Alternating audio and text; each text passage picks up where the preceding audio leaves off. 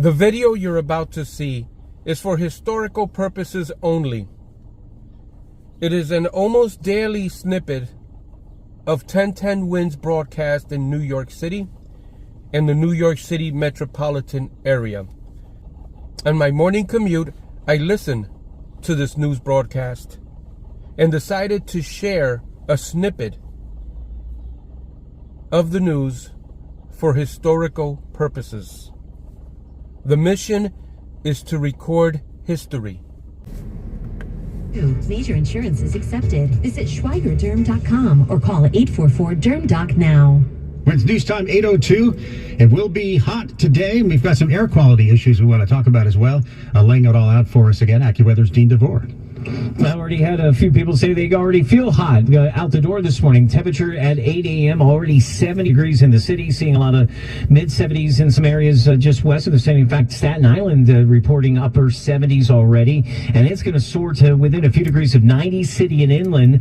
And you're right, Glenn, another day of these air quality issues. The atmosphere and the setup here ripe for creating more ground-level ozone, which we know is really particularly tough to take for a lot of people in their respiratory situations. So we got another air quality alert for the city and suburbs around it today. We will erase the heat and the air quality problems with a vigorous front with showers and thunder. Some of those could get a little gusty, those thunderstorms later this evening away from the water, and then be ready for a much cooler feel this weekend. Not the best of weekends, but if you don't like the heat, you'll get the relief. We'll talk about that in 10 minutes on New York's weather station, 1010 Wins on 92.3 FM. Wins news time, 8:04. After all these weeks of worry that led to a lot of pressure on the markets, the Senate last night did pass this debt limit bill and sending it over now to the president for his signature, which the White House says will be in the coming days here. In fact, we've heard from the White House this morning that President Biden will address the nation at 7 o'clock tonight on this. The yeas are 63, the nays are 36, the 60-vote threshold having been achieved. The bill is passed. That's how it sounded on the Senate floor last night as now the president and congressional leaders are celebrating the crucial passage of this bill. Treasury Secretary Janet Yellen had warned Congress to act by the June 5th deadline or risk a catastrophic U.S. default. Behind the scenes, Senate leaders seeking swift passage raced to secure an agreement with members on about a dozen amendments to this legislation. Republicans also demanded assurances that the Senate would consider further increasing defense spending later in the year, as well as hold a vote on an emergency spending bill for additional Ukraine aid. Again, the president will address the nation, we're told, at 7 o'clock on the debt ceiling deal, 7 p.m. tonight. When's news time? 8:05.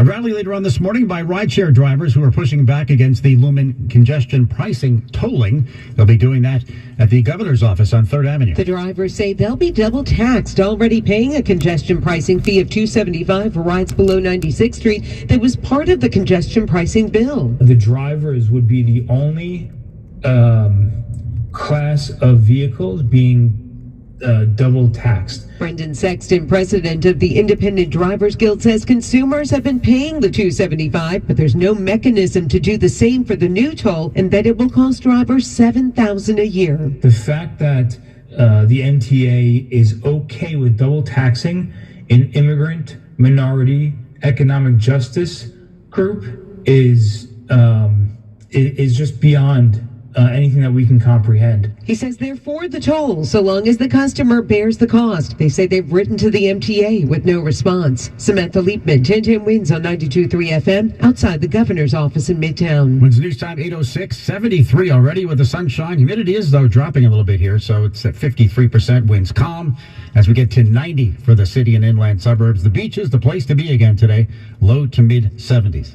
72,000 migrants have arrived in New York City since last summer, and Mayor Adams and his team working with agencies all across the state to find shelter and temporary housing. And now we've learned this. It appears a huge warehouse at JFK is going to be another spot. Spokesman for the mayor saying the FAA still needs to approve this. 500 cots that would be set up inside a building. That's building 197 to be exact at JFK. It's actually used as an overflow storage for the Postal Service, but will be converted. A federal judge, in the meantime, is taking a look at executive orders in counties like Orange and Rockland, which bars hotels in those counties from accepting asylum seekers from the city. Testy hearing in federal court. A judge referenced Jim Crow laws as he considered whether Orange and Rockland's executive orders prohibiting the relocation of asylum seekers are racist. Rockland County Executive Ed Day. I don't know how a judge goes into a hearing predisposed to a conclusion. It's just not right. And I think our attorneys did a very good job in pushing back on that. As finally the judge started listening. A ruling is expected Monday on the New York Civil Liberties Union request to toss the executive orders. Meanwhile, there are still other cases in state court. Counties argue New York City simply can't convert suburban hotels into homeless shelters. To bolster its case, Rockland has released a video, interviews with migrants already living in the county who are struggling to get work permits to find jobs and housing. The point, services in the county are already stressed. Sean Adams, 1010 Wins on 92.3 FM in Orangetown. On Long Island, this from Sophia Hall about catalytic converters that are being swiped from senior center buses. I'm looking at the line of buses here at the senior center in Smithtown over the Memorial Day weekend. Suffolk County police say catalytic converters were stolen from 8 of the buses. These buses not only provide transportation to and from the center, but also help seniors go to doctor's appointments. This is the second time a crime like this has happened. Back in July of last year, 2 catalytic converters were stolen from the same buses. And of course, if you look on social media, you can easily see people saying they were also victims. The converters stolen from their vehicles parked in their driveways of homes across Long Island. In fact, I spoke with one man who says he was the victim twice at his home in Huntington Station. The good news, the buses here were repaired, so seniors will not miss getting picked up to enjoy activities at the center. Sophia Hall, 1010 Wins on 92.3 FM in Smithtown, Long Island. Wins News Time, 8:08. A month ago, Jordan Neely died in that chokehold in the subway. The man charged with manslaughter, Daniel Penny. His case is now before a grand jury. So even though the charges have already been made, the grand jury actually would have to agree to an indictment of Penny. As his lawyers are saying he's willing to testify before this grand jury, there's been no decision about that. Part of the grand jury's work now is they must decide if Penny used excessive force or not with Jordan Neely. Now, Penny's currently free on $100,000 bond. Now we've learned city jails are no longer going to be announcing inmate deaths. This would be a disturbing change at any point, says Kayla Simpson at the Legal Aid Society. But now, with Rikers Island in crisis, I think it's obviously outrageous. The City Department of Correction is no longer notifying the public and media about deaths at Rikers, only confirming them once they're asked. This is a series of attempts to isolate the jails from scrutiny, to control the narrative and limit access to information. Mayor Adams is defending the move, arguing Commissioner Louis Molina isn't required to disclose those deaths. There are clear items that the commissioner is supposed to report on. They're very clear. Legal Aid is continuing its call for a full federal takeover at Rikers. A judge has scheduled an emergency conference for later. And they could 2-3 FM. Wins News Time, 8:10. Mayor Adams has been pushing New Yorkers to get back to their workplace post-COVID, ever since he took office really almost a year and a half ago. But now he's had a change. His honor has agreed to let some city employees work from home twice a week. Look, I'm a 7-day-a-week guy. And how I believe is not for everyone. And I'm not so rigid that I'm not willing to sit down and figure out how do we reach the goals that we want. And there's some clear criteria that we put in place that we announce our flexibility in work schedule. The pilot program negotiated with DC 37, that major union, yesterday announced the telework plan that will start this month and run for at least 2 years. How's it going to work? Each city agency now would have to submit a list of workers who want to take part in the program to work from home twice a week, and City Hall would then have to sign off on every request. Sunny and 73 already on our way to 90. We'll check in again with Dean DeVore here in a couple of minutes. We're talking heat, and we're talking some air quality concerns today before the weather changes over the weekend. An update on traffic and transit now for you. Always on the ones. Karen Stewart. In the Bronx, we have a hefty little delay on the southbound Bronx River Parkway approaching Pelham Parkway.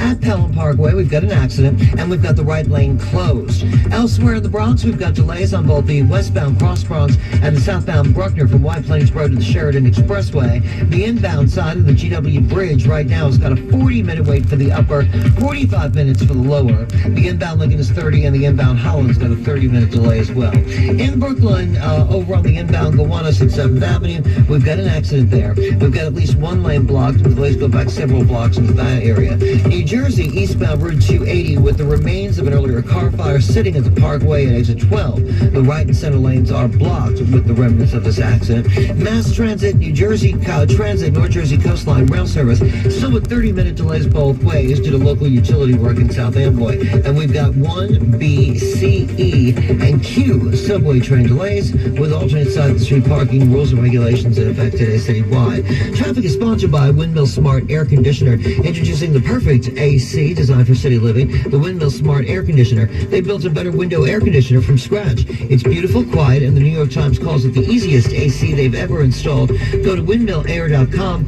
That's windmillair.com. I'm Karen Stewart, 1010 Winds on 92.3 FM. Accurate the 4-day forecast now. We have the weekend here. We've got heat and air quality issues and then some changes over the weekend, right? Yeah, even the changes start before the true weekend happens. The changes start later this afternoon into this evening as we get into this frontal passage that's going to create some showers and some thunder. But ahead of that, you're right, Glenn, it's going to soar, and it's already 73. Real feels are already up in the mid-upper 70s as the sun's getting established. Clouds will build, but temperatures will get up within a few degrees of 90 city and inland. If you need to get some relief and you can go to the beach, today's probably the best day to do it going forward because we're going into a cooler and active pattern. It starts with this front, showers and some thunder. Those thunderstorms could get a little gusty, especially away from the city. Inland spots could get a little, maybe a damaging wind gust here or there, and some little hail could pop up. And temperatures are going to suppress into the 60s by daybreak tomorrow and stay in the mid-upper 60s through the day with some showers early, drying out. Real feels are going to be in the 50s. And then not that much better on Sunday.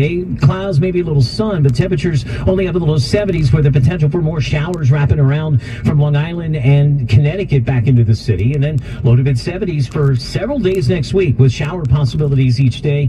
No days a washout, but we'll keep an eye on all that. 73 now, going up to near 90. And then the relief from the air quality issues and the heat coming. I'm AccuWeather meteorologist Nita Vore, New York's weather station, 1010 Winds on 92.3 FM. All right, guys, thank you so much once again for joining me on my morning commute. I do realize that these types of videos are not very entertaining, but the purpose of this video is not really to entertain more than it is to record history for future generations so they can look back and listen to a snippet of the news on any random day, on any random year. All right, guys, thank you so much. We'll see you on the next Driving and the News video.